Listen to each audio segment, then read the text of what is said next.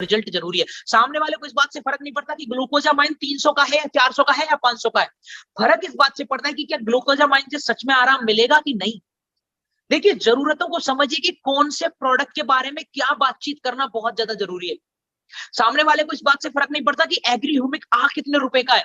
फर्क इस बात से पड़ता है कि क्या सच में एग्री ह्यूमिक से उसकी फसल, उसकी पैदावार बढ़ेगी कि नहीं। अब आपको क्या करना है, अगर आप एग्री ह्यूमिक बेचना चाहते हैं, अगर आप एग्री प्रोडक्ट सेल करना चाहते हैं, या फिर आप हेल्थ केयर प्रोडक्ट सेल करना चाहते हैं, तो आपको ऐसी वीडियोज इकट्ठी करनी पड़ेंगी जहां लोगों को रिजल्ट मिला है, जहां लोगों को डायबिटीज में रिजल्ट मिला है, जहां लोगों को शुगर में रिजल्ट मिला है, जहां लोगों को जोड़ों के दर्द में आराम मिला है, जहां लोगों को किडनी स्टोन का जो प्रॉब्लम है उसमें आराम मिला है, जहां लोगों के बाल झड़ने बंद हुए हैं। ऐसी वीडियोज आपको देखनी पड़ेंगी, ऐसे रिजल्ट आपको ढूंढने पड़ेंगे, क्योंकि यहां रिजल्ट मैटर करता है। जब हेल्थ केयर की बात आएगी या जब एग्रीकल्चर प्रोडक्ट की बात आएगी तो क्या मैटर करेगा, रिजल्ट मैटर करेगा। लेकिन जब पर्सनल केयर की बात आएगी, जब तेल साबुन शैम्पू की बात आएगी, जब ग्रोसरी की बात आएगी, जब कॉस्मेटिक की बात आएगी, तो लोग रेट पे जाएंगे। और यहां आपको सामने वाले से क्वालिटी के ऊपर बातचीत करनी है कि मार्केट में 2 रुपए का पेन भी आता है और मार्केट में 10 रुपए का पेन भी आता है। 2 रुपए का पेन भी नीला ही चलता है और 10 रुपए का पेन भी नीला ही चलता है। फिर भी आज के टाइम में लोग 2 रुपए का पेन ज्यादा नहीं खरीदते, बल्कि 10 रुपए का पेन खरीदते हैं, क्योंकि उसके अंदर क्वालिटी होती है।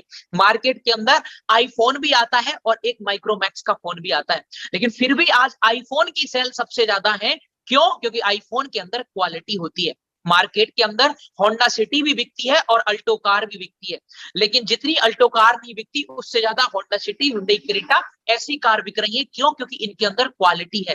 तो आपको सामने वाले को क्वालिटी के ऊपर बातचीत करनी है कि मार्केट में सस्ता होना इंपॉर्टेंट नहीं है, इंपॉर्टेंट क्या है, क्वालिटी का होना इंपॉर्टेंट है। आप जो बाहर से तेल लेके आते हो वो बीमारी लेके आता है, हम जो तेल आपको दे रहे हैं वो आपके शरीर को स्वस्थ बनाता है, और आपके शरीर से ज्यादा बढ़िया 2 रुपया नहीं होता। जब आप सामने वाले को ये क्वालिटी के बारे में बातचीत करना शुरू करेंगे तो लोग आपसे जरूर आपका सामान परचेज करेंगे।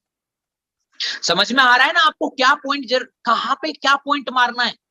जब आप हेल्थ केयर पे बात कर रहे हैं, जब आप एग्रीकल्चर पे बात कर रहे हैं, तो लोगों को रिजल्ट दिखाएं। जैसे मान लीजिए आपको एग्री ह्यूमिक सेल करना है, तो बातें कम करने की वजह आपको क्या करना है, कोई वीडियो देखनी है जिसमें किसी किसान ने एग्री ह्यूमिक डाला हो और उसकी फसल में उसको अच्छा रिजल्ट मिला हो। बस वो वीडियो उनको दिखा दो, हो गया आपका काम।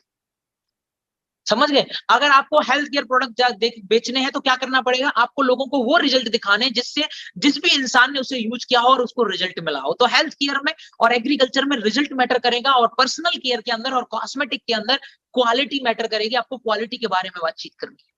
क्लियर हुआ।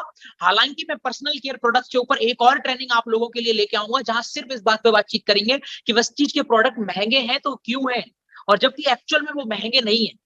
एक्चुअल में वेस्टीज के जो प्रोडक्ट हैं वो महंगे नहीं है, बस लोगों को लग महंगे रहे हैं। अगर आप उसकी सही तरीके से आप कैलकुलेशन करो कंसिस्टेंसी के अंदर, तो वो प्रोडक्ट नॉर्मल मार्केट से भी कहीं ज्यादा सस्ते हैं और उनके अंदर क्वालिटी भी है। लेकिन तब तक आप इस चीज को ऐसे समझिएगा कि आपको सामने वाले को क्वालिटी के ऊपर बातचीत करनी है। तो आई होप आप इस चीज को कर लेंगे। यहां तक क्लियर हो गया। अब हम चलते हैं सेकंड पॉइंट के ऊपर। यहां सिर्फ मैंने एक पॉइंट कवर किया, सामने वाले को ज्वाइन कराने के लिए क्या, उसकी नीड पे काम करना। ठीक है। अब हम चलते हैं उन लोगों के ऊपर कि जिनको प्रोडक्ट में कोई दिलचस्पी नहीं है, जिनको प्रोडक्ट में ज्यादा इंटरेस्ट नहीं है। ठीक है। लेकिन वो इस बिजनेस को करना चाहते हैं, तो लोगों को बिजनेस के अंदर इंटरेस्ट कैसे दिखाएं, लोगों को डिस्ट्रीब्यूटर कैसे बनाएं, बिजनेस के अंदर जल्दी से कनेक्ट कैसे करें। तो लोगों को ऐसा क्या बोलें कि सामने वाला इस बिजनेस को भी अच्छे से करे और सीरियस होके करे और अपनी परचेजिंग भी जल्दी कर ले। तो यहाँ पे आपको वही फॉर्मूला अपनाना पड़ेगा जो मैं हमेशा बोलता हूं कि इंसान 2 ही जगह काम करता है, या तो पेन में या गेन में।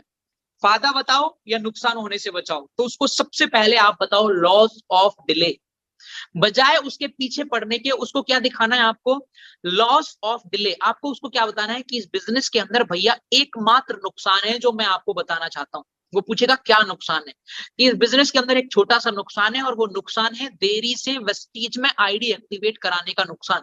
बोलेगा ये क्या नुकसान है, कि मान के चलो एक मीटिंग के अंदर 3 दोस्त बैठे हैं, राम, श्याम और मुकेश। तीनों दोस्तों ने सोचा कि बिजनेस तो बहुत अच्छा है, लेकिन राम ने सोचा कि मैं अगले महीने करूंगा, श्याम ने सोचा मैं 2 दिन बाद करूंगा, और मुकेश ने सोचा मैं आज करूंगा। तो सबसे पहले मुकेश ने ज्वाइन किया, तो मुकेश सबकी अपलाइन बना। मुकेश के नीचे श्याम आया और श्याम के नीचे राम आया। राम को लगा सिर्फ 2 ही लोग ऊपर हैं और श्याम को लगा सिर्फ मुकेश ऊपर है, लेकिन राम ये बात भूल गया कि अब वो पूरी जिंदगी जितनी भी टीम बनाएगा वो श्याम के नीचे जानी है, क्योंकि राम श्याम और मुकेश दोनों के नीचे आता है। लेकिन मुकेश जो टीम बनाएगा वो श्याम और राम के नीचे नहीं जाएगी, क्योंकि मुकेश सबके ऊपर आता है। आज के 1 साल बाद अगर मुकेश 500 की टीम बनाता है, श्याम 500 की टीम बनाता है और राम 500 की टीम बनाता है, तो राम की टोटल टीम सिर्फ 500 होगी, श्याम की 1000 होगी और मुकेश की 1500 होगी। जबकि तीनों दोस्तों ने एक सेम टाइम पे प्रेजेंटेशन देखी। तो भैया इस बिजनेस को जब आपने समझ ही लिया है और बिजनेस ही करना चाहते हो, देखो सामने वाले से सिंपल क्वेश्चन पूछो। एक चीज समझ लो, मैं आपको एक बहुत इंपॉर्टेंट पॉइंट बताता हूं, यहां से ना आपकी सेल्स क्लोजिंग बहुत आसान हो जाएगी। ठीक है, आप सामने वाले को प्रेजेंटेशन दिखाओ। आप प्रेजेंटेशन में 2 मुख्य चीजें बताते हो। पहला क्या, दुकान बदलने के फायदे, प्रोडक्ट्स कौन कौन से हैं। दूसरा बिजनेस पार्ट, यही दिखाते हो। यस, क्लियर है आप सबको। ये 2 ही मुख्य पार्ट होते हैं हमारी प्रेजेंटेशन के। क्या, पहला हमारे प्रोडक्ट, दूसरा हम एक बिजनेस, एक इनकम। तो आपको सामने वाले से मीटिंग के बाद क्वेश्चन क्या करने वो ध्यान से समझ लीजिए। आप गलती क्या करते हैं, जब कोई मीटिंग खत्म होती है या जब आप प्रेजेंटेशन खत्म करते हैं तो आप सामने वाले से क्या क्वेश्चन पूछते हैं, और बताओ कैसी लगी प्रेजेंटेशन। अब जब तक आप सामने वाले से ये क्वेश्चन पूछोगे कैसी लगी, तो सामने वाले के पास चांस है कि वो 50% आपको बोल सकता है अच्छी लगी और 50% आपको क्या बोल सकता है, बुरी लगी, क्योंकि आपने खुद उससे ये पूछा कि कैसी लगी प्रेजेंटेशन। सेल्स के अंदर एक बहुत इंपॉर्टेंट चीज काम आती है कि जब तक आप सामने वाले को 50-50% चूज करने का मौका दोगे, तब तक सामने वाला कुछ भी चूज कर सकता है।